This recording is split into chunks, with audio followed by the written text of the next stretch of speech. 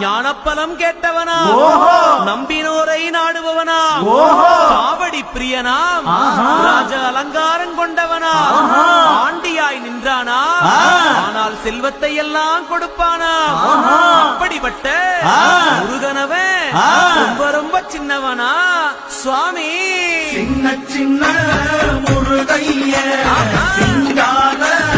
முருகைய கொஞ்சி கொஞ்சி தமிழ் பேசும்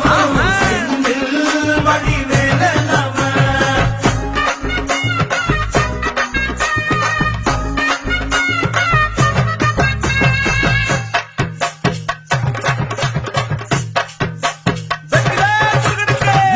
கண்ணில் பிறந்தவனே உன்னை சுத்துதையா மக்கசனா எட்டு திக்கும் தமிழ் காத்த பேரழகா